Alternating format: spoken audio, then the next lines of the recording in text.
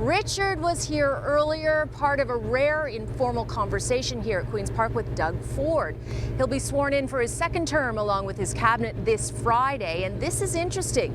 He says he still hasn't told his MPPs if they're going to be awarded a cabinet position. Now, of course, the Minister of Health is one of the most important roles in government, and Doug Ford revealed he's asked his former Health Minister, Christine Elliott, who should get the job. I consulted with Christine. That's the most important person because she held that role for 4 years, and I'm taking her advice on that and our advice. But we're going to have a superb health minister. Now, are you going to break up health into some different components because it's such a huge job? Not right now. We're just going to stay focused. We're going to work with all the CEOs of the hospitals, the doctors, the nurses, and get their advice. So there was speculation that Doug Ford was going to split the Ministry of Health into different areas, but he confirmed he's not. Now, Doug Ford was also asked about violence in Toronto. There were 4 separate shootings just on Father's Day, with 8 people shot. 1 of them died. Ford was asked today if he has spoken to Mayor John Tory about this.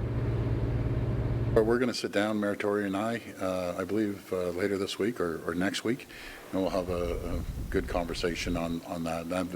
I always say, you know, we need the judges, when someone commits a heinous crime with a gun, they need to be in jail and the key needs to be thrown away.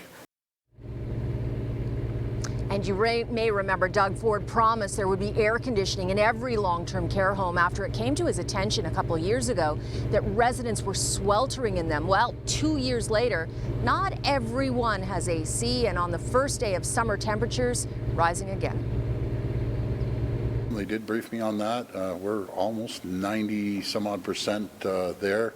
The complication are some of the older homes that are tough to get in there, but we're going to have cooling stations. But this is so important, and we're almost there.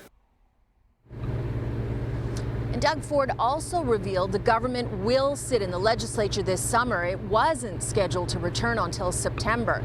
Now, winning the election, that was the easy part. Now Doug Ford has to deliver on his many promises. For example, building housing and highways, more hospital capacity, raising ODSP rates. Those are just a few of the issues he has to tackle.